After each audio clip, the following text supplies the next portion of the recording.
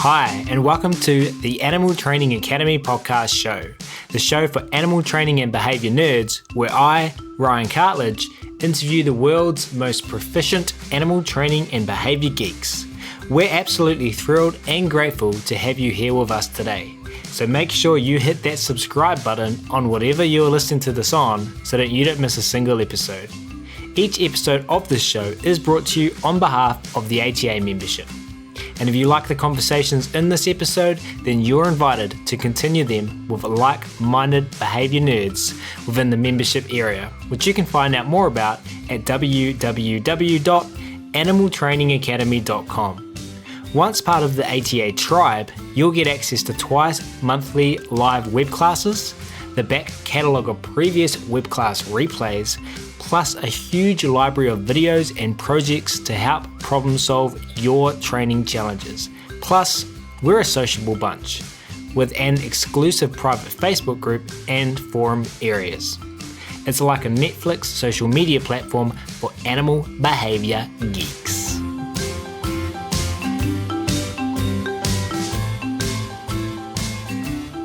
But we will get started on today's episode where we will be talking to one Lili Chin.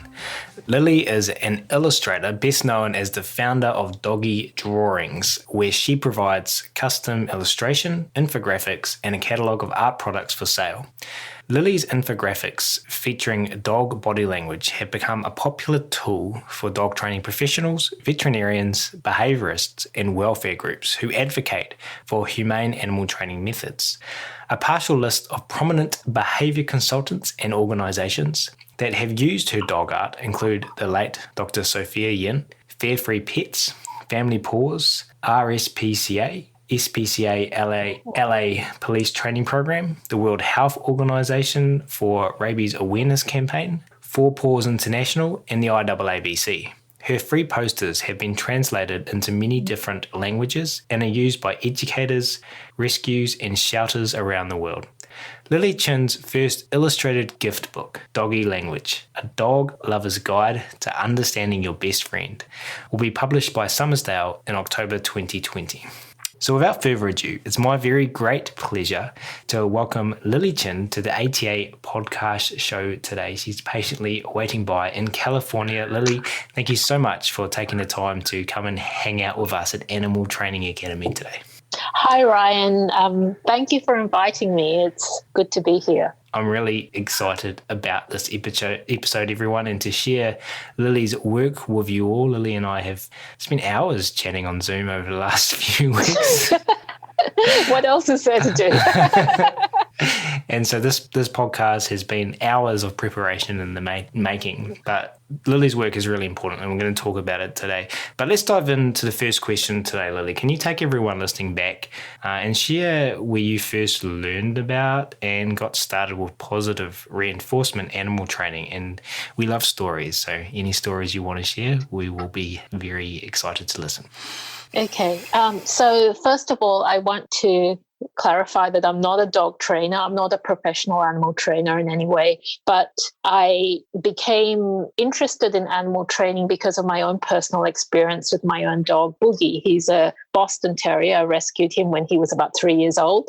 The way it all started was when I first adopted him. About a year after I adopted him, actually, it might have been less than a year. He bit somebody. He bit my building manager in the apartment that I'm living in. And I was issued a notice of either moving out, getting evicted, or getting rid of my dog. And, I was devastated and panicking, and I didn't know what to do. I didn't know anything about animal behavior at the time other than what I'd seen on TV with the Dog Whisperer show. So that was the limit of my knowledge. And I thought that was what training was supposed to be like. I made lots of phone calls. I looked for a trainer on Google. I rang the first person who showed up on Google, and they turned out to be someone who used aversive methods. But of course, at the time, I didn't realize that this is not what training is. I thought this is how it's done. You use a prong collar, you correct your dog, you show them who's boss. I thought that was how it was done, even though I was really uncomfortable with it.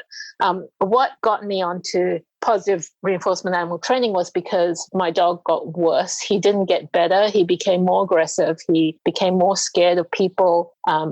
And I wrote into an internet column at the time on dogster.com, and Grisha Stewart was answering questions from the public about dog behavior. And I wrote to her and I said, hi, I have this dog. He's, I'm taking him to a boot camp and they've got a prong collar on him and he's learning how to be obedient and he's doing fine, but I don't understand how to make him like people. And Grisha said to me, well, first of all, you want to get rid of that prong collar and look into something called CAT, or developing behavior adjustment training. At the time, BAT was new. So she referred me to all these links. I got onto this Yahoo group, which doesn't exist anymore. I don't know if people still use Yahoo groups, but at the time there was a functional rewards Yahoo group. And that's where I met trainers like Irit Bloom and Sarah Owings.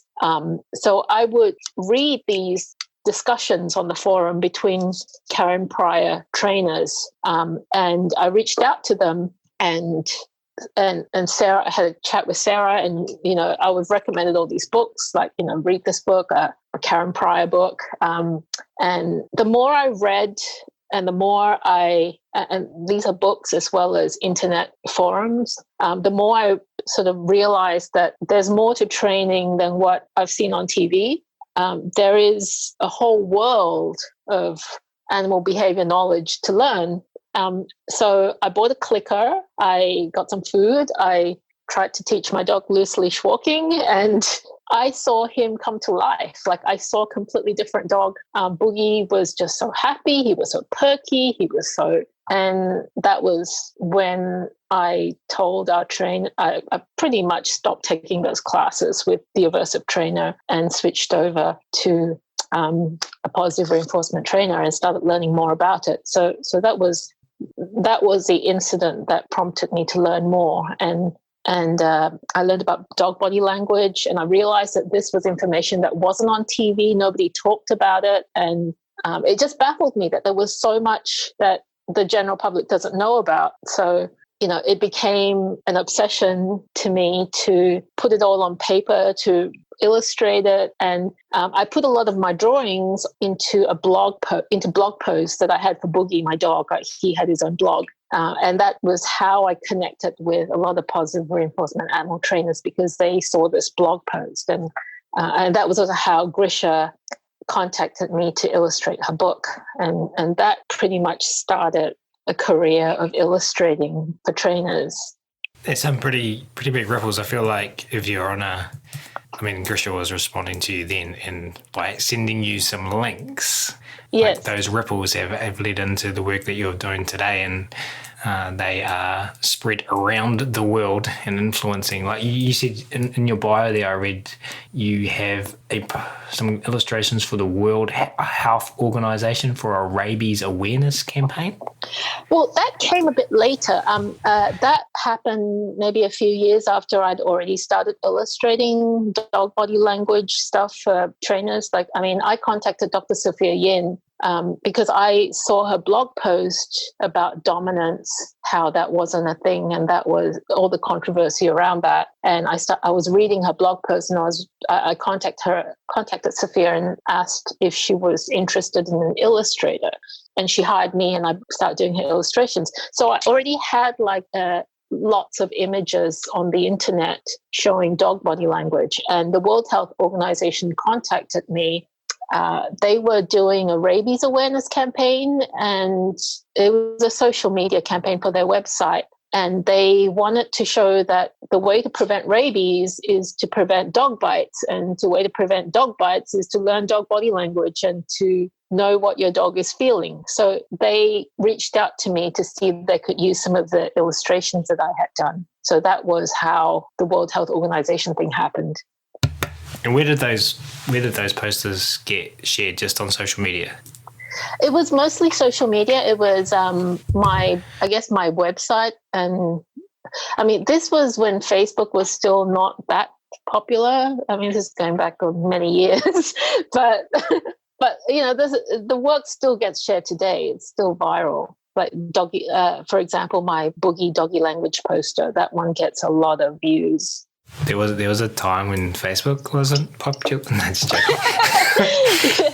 So I mean, what I think your story illustrates to me is that we just don't know who we're talking to when we're assisting people, and where a bit of kindness and generosity might lead to.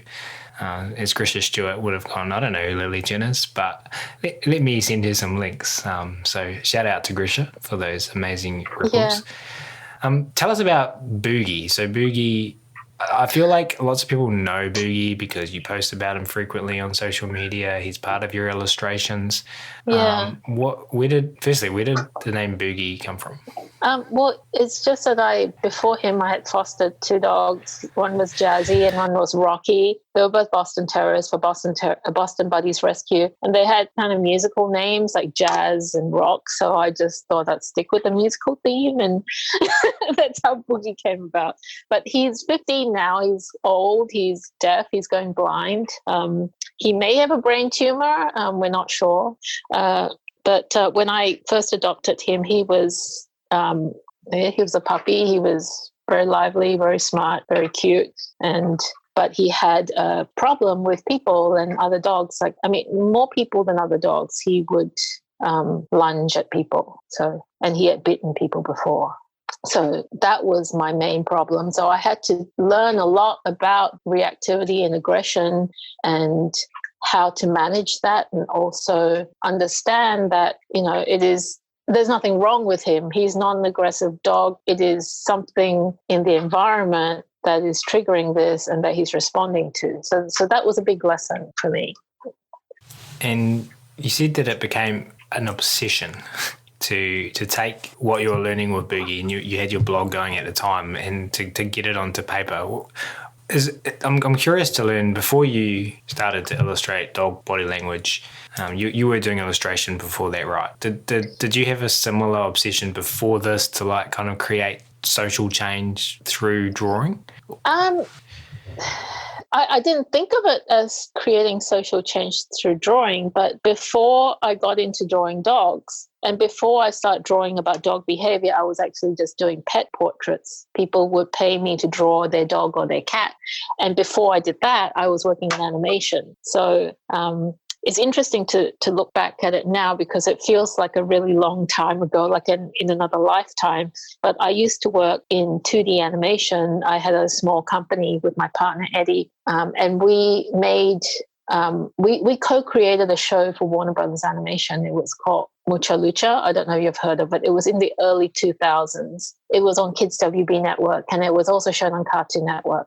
We made 52 episodes, and Mucha Lucha was about Mexican masked wrestling. It's about a culture called Lucha Libre. And at the time, when we first pitched it to Warner Brothers in Hollywood, nobody had heard of Lucha Libre. Nobody knew what it was. It was now we know what masked wrestling is, right? Like, people have seen it on the internet. There are movies, there are events. People know what it is. But back then, we're talking like the late 1990s, early 2000s, nobody knew what it was. People had heard of American wrestling like WWE, but nobody knew what Mexican masked wrestling was. So we had to explain all this stuff, explain an entire culture and sport to people who were going to buy this show from us. And so in a strange sort of way, I feel like I'm doing the same thing right now with behavior. Like, I'm taking a body of knowledge, a culture, a world of information, and I'm attempting to explain it with visuals to make something that is not that well known in the general public, to make it more accessible, to make it more well known, to use a word that someone said, to normalize it, to take something obscure or challenging and make it easier for people to understand.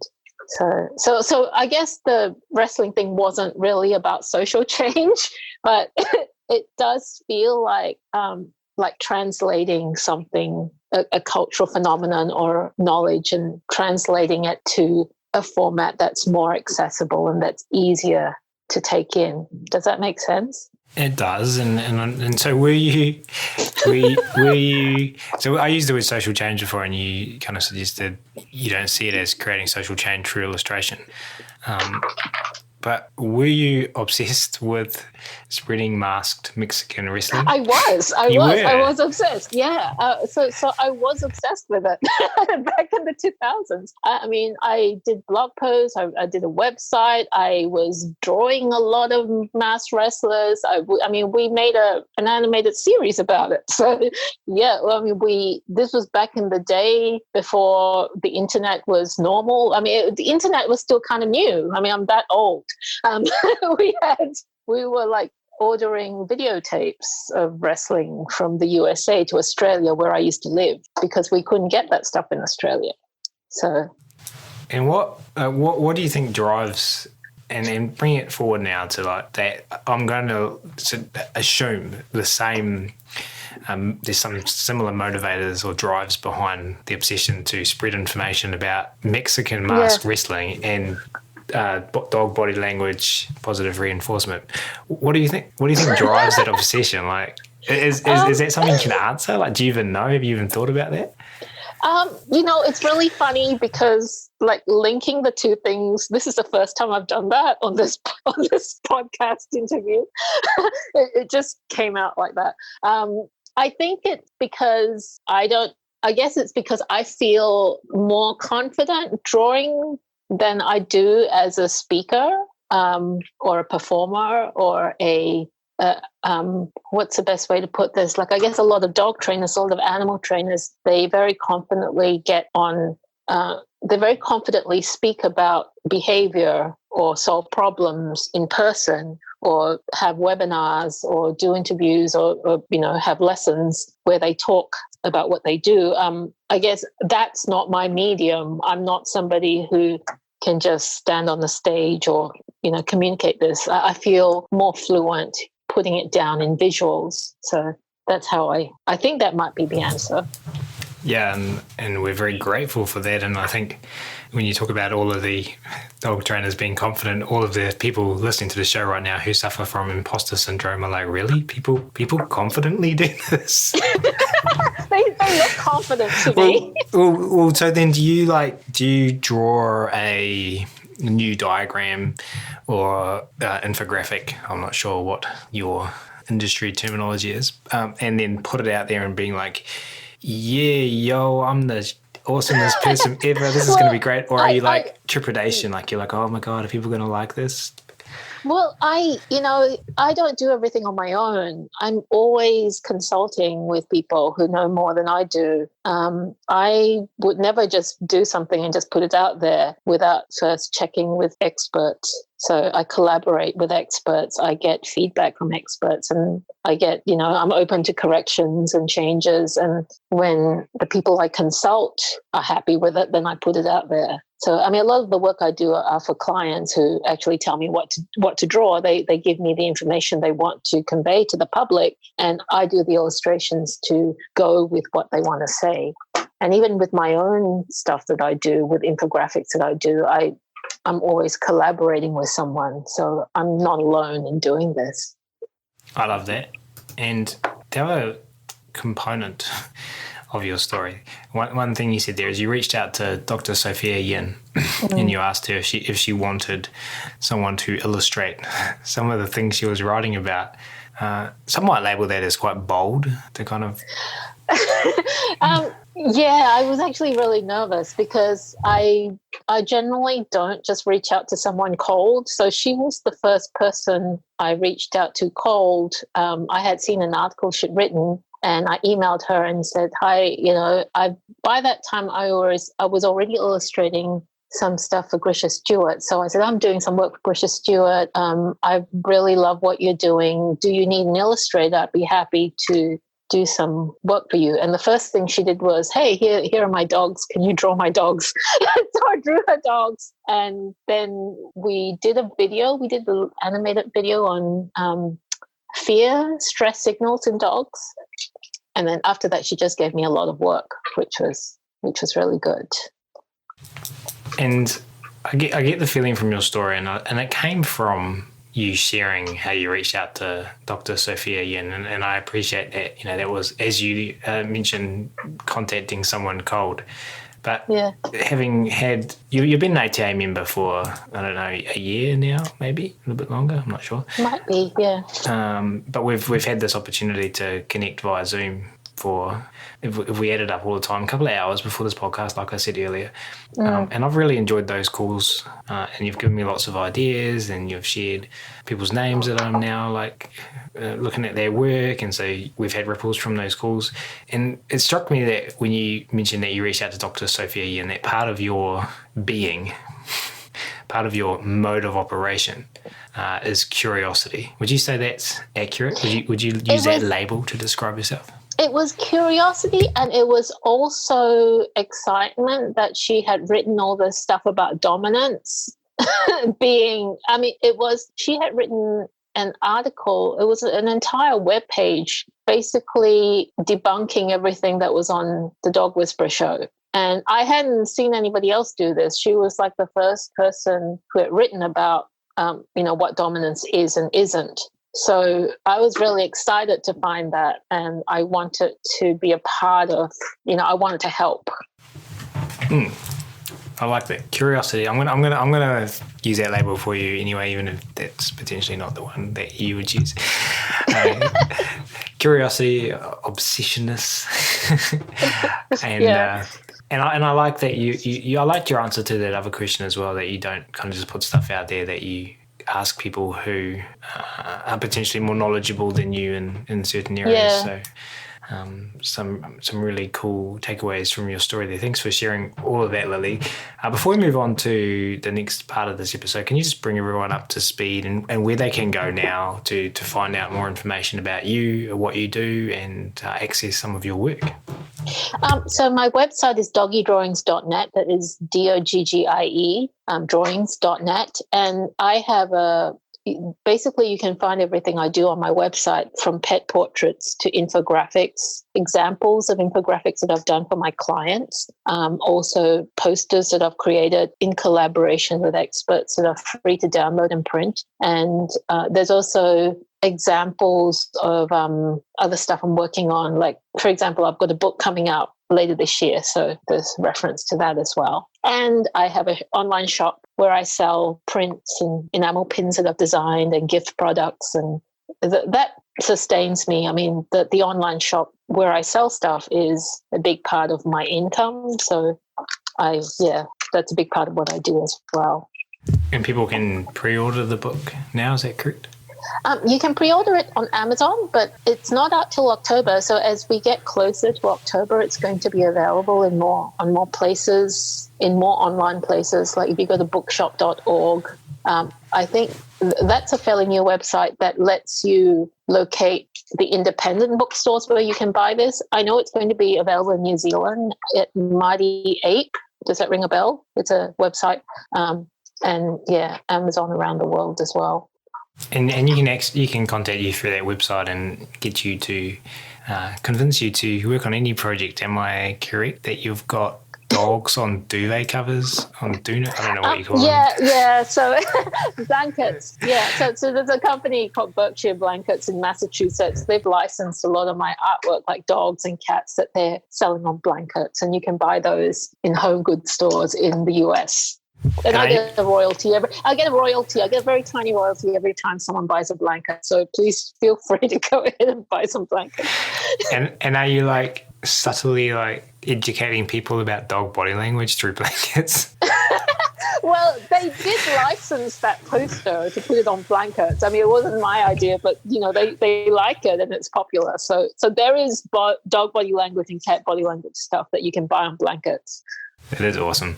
Hey, thanks so much for sharing everything so far, Lili. We love hearing about people's behavioural odysseys, as we like to call them. Yes. Okay. Moving forward, though, I wanted to talk more about the work you do. Now, one reason I was super keen to get you on the podcast show follows on from conversations, as I've mentioned already, you and I had last month when we caught up for a Zoom chat. And for those listening that are not part of the Animal Training Academy paid membership, and just to fill you in, I offered all ATA members a complimentary one-on-one call with myself last month.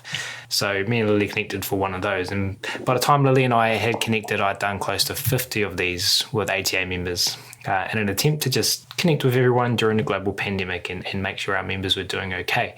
And one recurring theme that I found members were wanting to talk about was how to process both their feelings and thoughts when they saw others using aversive techniques. And to build on that, how do we become effective at communicating in these contexts when we find ourselves face to face with someone using a choke chain, for example? Additionally, and not long before Lili and I caught up, I had recorded a podcast episode with the International Association of Animal Behaviour Consultants, the IAABC's Executive Director, Margie Alonso. And in that episode, it came up in our discussion the possibility that some people potentially view people that use positive reinforcement and people who don't as us and them. And Margie and I talked about the value of building our skills at being effective and inclusive of all learners. And if you haven't listened to that episode yet, you can find it on the ATA website under the podcast tab. Now, all of this has been swirling around in my mind for the past few months, and I've become increasingly interested in creating content to give people the resources, tools, and ideas to keep this conversation going. How can we be effective and inclusive, and how can we spread positive reinforcement ripples out into our wider communities? And so when talking with you last month, Lili, I realised the work you are doing, as we've already talked about, is one of these tools. I remember just before I got on the call with you, in fact, I saw a post in my news feed on Facebook from a local positive reinforcement dog training group that had just been set up. And when I say local, I mean here in New Zealand, and specifically for my region within our city. So really local. And the post was about the group rules. And to help members understand this was one of your posters, Lili. Oh, wow, that's great. Your ripples and the work you're doing have reached my tiny little corner of the world here in New Zealand. Your work and its ripples are, for me, a perfect example of the type of tool I want to use Animal Training Academy to help people find and access. Now, you told me when we caught up last week that one thing you want to do is make training jargon and concepts more accessible. Yes. And I think you're doing a bloody good job of it. Well, I haven't really started yet. Oh my God, I mean, that's amazing. But why is this so important to you? A lot of, as you know, like in Animal Training Academy, all the webinars and all the podcasts that you host, you're talking to experts on animal behavior. And there's a lot of concepts in behavior analysis that we talk about quite, casually, because everyone understands what we mean by positive reinforcement and, terms like negative punishment, positive punishment, extinction. I mean, we know what these terms mean, but the general public doesn't know what these terms mean. And they're not intuitive terms. Like you don't, they're kind of very tricky and challenging. Like, the positive negative thing, for instance, even the difference between positive and negative reinforcement, it takes doing LLA to fully understand what all this stuff means. And I've done LLA with Dr. Susan Friedman, which is mind-blowing. That taught me so much. I've also done like an IAABC course with Erica Fjorbaka, and which was like an introduction to the principles of behavior analysis. And that really helped me understand things a lot clearer. And right now I'm doing another audio course on equiosity, on the Equiosity show with Alexandra Kerlin and Mary Hunter and Dominic Day. And I'm learning about all the same material again. It's the same terminology. And the more I listen to these things, I realize that I really can't talk about this stuff with most people. I can only discuss this with my group of friends who are animal trainers, who are behavior experts, but it's not normal to talk like this.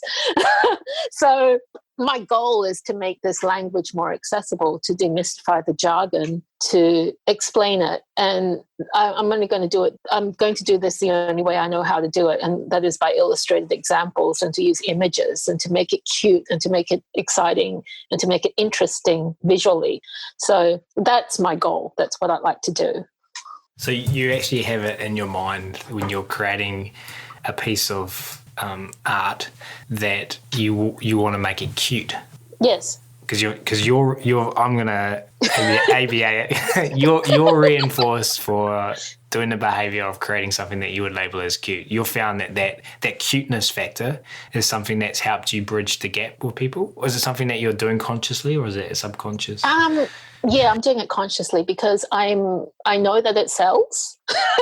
People tell me they like it when something is cute. Like, people share it when it's cute. Like, I mean, photographs of, there are lots of, I mean, there are books out there about animal body language, dog body language. There are webinars, there are videos, and they're all photos of real live animals. But when I draw an animal and it's cute, it will get shared a lot more. And also, there was something else. I tried to explain these concepts to my partner, Nathan. He's not an animal person. He's not even a dog person. He likes my dog, but he was never a dog person. When I use the jargon words with him, I mean, when I talk about positive reinforcement, negative reinforcement, punishment, etc., he just glazes over and he doesn't know what I'm talking about. So I realized that I'm not very good at talking about this stuff. But when I showed him images, when I draw this stuff, when I show him drawings that I've done, infographics, explaining the same concepts, I could see that, you know, he looked at them and said, oh, yeah, I see what you mean. Oh, yeah, I get that. I get it. So from that experience, I know that, you know, visuals can make a difference. I mean, I can't speak for everybody else. This is just my boyfriend. And I know others are doing art in relation to animals and behaviour-related tools that we use to work with our animals. Maybe those people lack Lili Chin's obsession or curiosity, but there's something sticky. I'm gonna use the word sticky, and tell me if that resonates with you, or you might choose a different word. There's something sticky about your drawings. Do you think it's because, and once again, the example that I shared of the fact that my local group that just started here in Wellington, Kapiti Coast of Wellington City, New Zealand, is sharing your art as part of the group rules. I don't even know if they know that they're sharing your art, or they just found something and they're sharing it. But, you know, that is operationalize what sticky means. Like, it's everywhere. I see it everywhere. Do you think it's the cuteness that makes it stickiness, or are there other components that you intentionally include in your artwork that have made it so well received? That's an interesting question. I'm not really sure how to answer it because I don't know why it's shared so often. But I do know that, I mean, there are lots of illustrations that become memes on the internet. There are lots of other things that get shared that may not have the same, that may not be the same content at all. I mean, people can do infographics about anything, really. I mean, it might not even be true and it gets shared, you know? So I don't know. But as far as I know, that there isn't anybody else doing what I'm doing. So maybe that's a factor. Like, there hasn't been nobody's done dog body language illustrations that I'm aware of.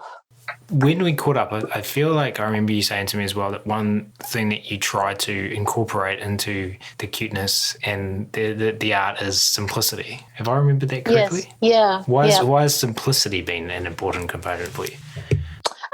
Because I want to make it easier for people to see what I'm communicating in the drawing. If I made the drawings too realistic, and I could be completely wrong. I mean, but I'm just thinking, if it's too realistic, then you may as well use a photo. And if you're going to use a photo, then you don't need a drawing. And I have been told, this is what someone has told me, or a few people have told me, is that when you look at photos, there's a lot more sensory information to take in. If you're trying to understand what an animal is expressing in a photo, you have to know what to look for. So I'm just making that process easier. If I draw it in a simple way and I point out what to look for, then, hopefully people can see something a lot quicker. Does that make sense? Well, I hope so. I'd like to draw some comparisons, or maybe a better way of saying it would be to offer some suggestions for those of us who putting my hand up here, for those of us who aren't skilled in the art of making something that I draw make sense to anyone else other than myself. I'm not very good at Pictionary. What is your message to people who feel like they're struggling to get this message across? Do you feel like we can take some of the concepts you've talked about, cuteness, simplicity, and incorporate it into our work in trying to educate people about positive reinforcement? And I hope so. That's what I'd like to do, to explain behavior concepts through simple drawings and sayings, and to take scientific words and just say them in everyday, explain them in everyday speech. And hope, and as I was saying earlier, like if something is simple and cute, it's going to have a lot more mileage as far as getting shared on the internet. So I don't have data here, but I feel like there are a lot of frustrated people. When I say a lot, I feel like some people potentially might be frustrated because they're struggling to get their message across. There's particular parties they want to talk to, or just in their general, they come across someone on a walk and they see them pulling their dog or yanking their dog, and they're struggling to get their message across. Do you have any other message that you want to share with animal trainers, specifically dog trainers, zoo animal trainers, veterinarians, about how they can get their message across effectively? I offer services as an illustrator, so if there's anything that any veterinarians, behaviorist trainers want to communicate, they can get in touch with me, and I will be happy to illustrate anything to help that process. Beautiful. And like I said, I'm open to collaborating. And so some of the work you've done has been really widely shared, especially I think some of your early work on just your poster about the dog body language. Mm-hmm. Can you share your experiences around creating that poster and putting it out there in the world, and how that all got started and how that all was received? Okay, so this is going back over 10 years ago. I think it was Sarah Owings who introduced me to Turit Rugast's book and DVD on talking terms with dogs.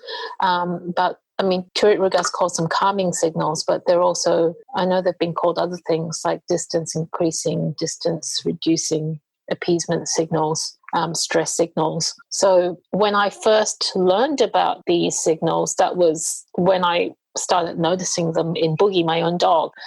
Prior to being aware that these things existed, I didn't even know that he was showing any signs of stress, because I didn't know what to look for, and I didn't know that lip licking or yawning, blinking, I didn't know these things meant anything.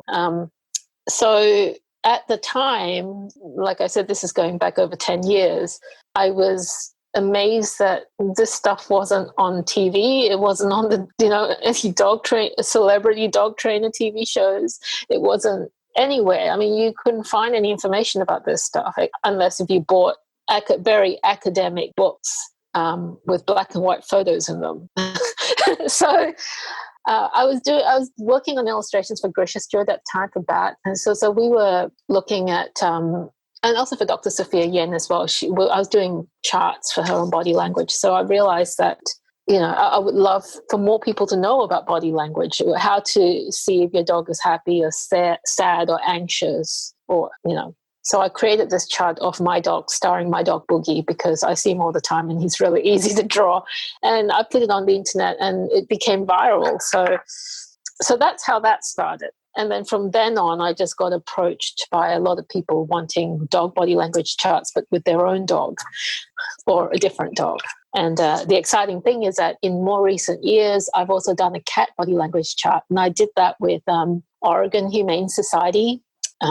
Like I said, I don't work alone. I always consult to collaborate with an expert. And more recently, I did a cockatoo body language chart with Lara Joseph of the Animal Behavior Center. And that was all Lara, really. She sent me tons of photos and videos and wrote everything. I just did the drawings of the cockatoos. And it's really interesting for me as well, because I'm learning things. I've never had anything to do with cockatoos. So this is stuff I wouldn't know. So it's, I'm learning and sharing at the same time. And I think there's been talk of, rabbit body language and mouse body language charts. Those are in the works too. Awesome. And so that you said it went viral. Has that been and that was one of your first forays into sharing stuff on social media? Yeah. It was early days of social media, and it got shared a lot. Is that poster, would you say, one of your most popular pieces of work? Yes, I offer it as a free download, but people still buy it. So I think that's amazing that it's something I offer for free, but it also gets bought. Like, people buy the printout. It's also a poster that has been ripped off a lot. There was a company, I don't know if you heard about this. I guess I'm not supposed to talk about it anymore, but there was a big national retailer that ripped it off and was selling it on T-shirts. And I had to, we had a lawsuit to settle that. That's a shame. Yeah. And I wouldn't mind paying for the work. I mean, I want to make sure that we're supporting each other and supporting you and making sure that you can continue to do this. Now, well, there's a book coming out, so that'll people definitely will buy that. Yeah, my nephews will be learning about body language of dogs for next Christmas, as well as my baby Summer. And recently, as in last year, I connected with Sarah Owings and Sarah Strimming, and we did a live class on filling our animals' emotional cups. Yes. And in preparation, and something that led up to that was a podcast on Sarah Strimming's Dog Cog Radio show with her and Sarah Owings. And also you collaborated with Sarah Owings and Sarah Strimming, I'm not 100% sure, on creating a poster about filling our dog's emotional cup. And that got shared everywhere. I remember when it came out. And also building up to this web class that we did for ATA members, I shared that poster, and it was one of the most popular shares I think I've done on social media. I remember that, yeah. Can you tell us about your experience creating that specific piece of art? So that one just happened very suddenly. There was a meme going around the internet called the emotional cup, but it was for humans, for babies, not for dogs, for children. And Sarah Owings had posted something on Facebook. She said, "Wouldn't it be great if we had one of these for dogs?" And I just said in the Facebook comments of that post, I said, "Well, if you write something, I'll draw it." So she wrote something and I drew it. And it was really that simple. And, so that was mostly Sarah. She did all that writing. I just added some images and turned it into a poster.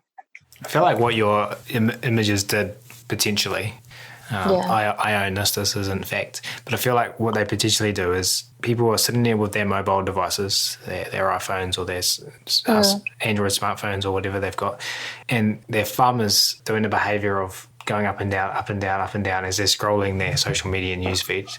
And I feel like what your graphic does is create the behaviour of still thumbs. So they'll see this image and it catches the eye and it gets them to stop scrolling. Yeah. And then they go forward and read the information. Is that something you've thought about before? Is that kind of do you have that in mind when you create images? Yeah, in my mind I think that if there is enough to look at, if there's something, like I said, something that looks fun, that generates curiosity, then hopefully people will stop and read what's attached to the images. I know most people don't read, like they just look at pictures, but hopefully it's interesting enough that they will read it. I did another one recently called I don't know if you've seen it, it's called The Play Way by Dr. Amy Cook. I attended a workshop in person in Pasadena at the beginning of this year where she talked about playing with your dog, like social play, not toy play, but actually getting on the floor and, body language play with dogs. And I was so inspired by that. I did a poster about it. And so, sometimes it just could be anything that inspires me and I get obsessed with it. And I think, more people should know about this. So, yeah, that usually, gets me going with creating stuff. And you've also worked with Dr. Susan Friedman. You sent me a poster, and this is what I loved about getting ready for this podcast. Is you sent me a poster on zoo animals, and it said if we can train wild animals without force or punishment, we can train our domestic animals. And I love that you've got this work buried, and I'm just like, oh my god! It's like I feel like you're like the what to the dog training and animal training community, you're like what Banksy is to like street art. I'm like, I see a new piece of, do you know Banksy? Yeah, I don't know if I'm that sort of. but that's a level of excitement when I got when I'm like, oh my God, new piece of Lili Chin. Can you talk us through that particular? Okay. Well, that's actually not new. That was done like years ago. That came about when I first started seeing stuff done by zoo trainers. This is back when Ken Ramirez was at Shed Aquarium, and I was reading blog posts by him. And I went to my first Clicker Expo I think it was San Francisco. I can't remember. It was years ago. And I listened to Kathy Sadeo talk about, training walruses. And I watched a video by Karen Pryor about dolphins. And the more I learned about zoo animals being trained with positive reinforcement, I just thought, wow, this is so cool. And I watched a video by Ted Turner, about how to train a whale to pee in a cup, and I thought that would make a really good poster. More people should know about this. So that's how that poster came about. And I was on YouTube and I was reading and collecting examples, and I put it all together, and I consulted with a few trainers. And the interesting thing about that poster was that Dr. Susan Friedman contacted me to buy some, and I hadn't heard of Dr. Friedman before then. So that was how we met. She saw that poster and she said she loved it, and she bought several copies. And then, a couple of years ago, I did LLA for the first time, and I didn't even know what LLA was at the time. She asked she offered me as a gift to do her class, and I accepted, and that was amazing. Well, that story makes me smile and makes me think about your ripples flowing out there and reaching some of the major thought leaders and influencers in our community. So that's pretty special. How do you feel thinking back now that happened? I feel really lucky. I feel like, I'm really blessed that I know all these amazing people, that I'm able to collaborate with them and able to work with them and for them. So, yeah, I guess I feel very fortunate that I have a niche to be working in. And the feeling's mutual. We feel fortunate that you are working in our niche. Hey, thank you so much for all of this, Lili. Sadly, we are now at the final question for this episode. And going back a little bit, when I said, I can't remember what I said, but you said that you're just getting started. Yeah. So, I want to know what you mean by this. At the end of our podcast episodes, we always ask our guests to share what they would like to see happen over the next 5 to 10 years at the animal training world and whatever specific niche and area and contribution that they're making in the animal training world. So answer that question, but also when you say you haven't even got started yet, what do you mean? I mean that a lot of the stuff I want to do is still inside my head, and I haven't actually put it down on paper yet. And I'm still working it out, and I'm still thinking about it, and I'm still reading and researching and watching videos and listening to your webinars and and following podcasts and learning. I'm absorbing information, and so I feel like there's a lot that I still haven't put out on paper yet that still needs to be created. So then, as what would you label would you use to describe yourself? Do you introduce yourself to others and say I'm an artist? Yeah, I'd say I'm an artist or an illustrator.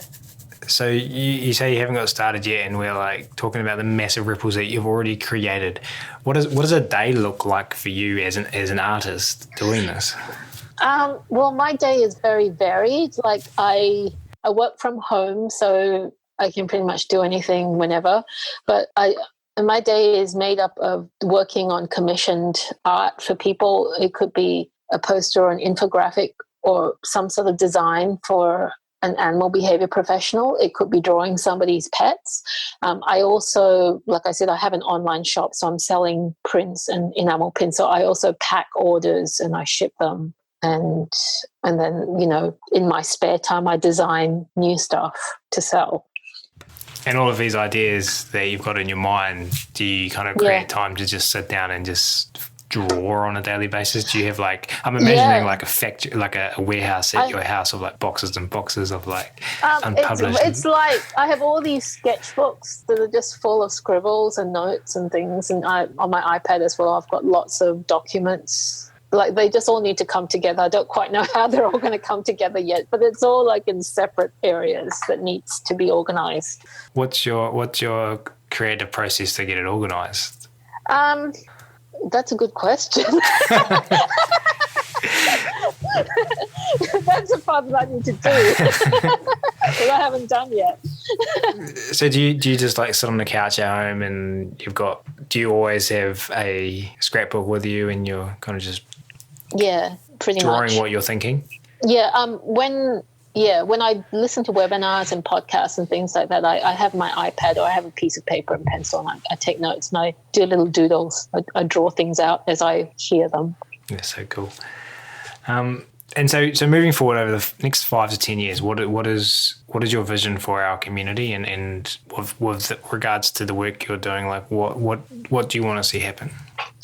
Well, I would love for there to be more awareness of animal behavior, how behavior works, more awareness about animal body language. I feel like if people learn to understand what animals are feeling and saying, then that's like a really big first step in being able to communicate with animals as intelligent, sentient individuals. So I just want to be part of those ripples. I want to contribute something to those ripples that are going out from ATA and, all this community in generating that knowledge and awareness. And if you haven't even got started yet, I'm excited about what that looks like over the next 5 to 10 years.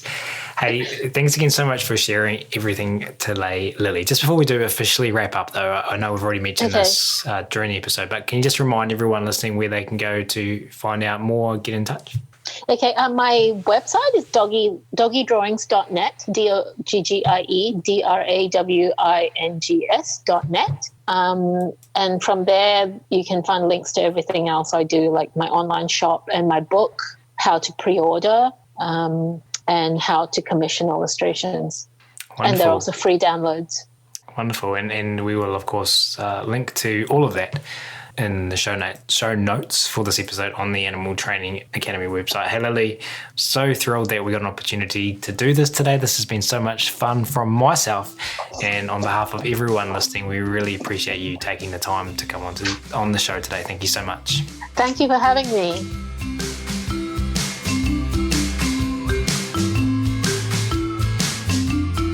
We do, of course, really appreciate all of you tuning in today as well. And if you have enjoyed this episode and you were interested in carrying on the conversation about working with our animals in the most positive, funnest, choice-rich ways, then as mentioned at the start of this episode, the Animal Training Academy community is waiting for you.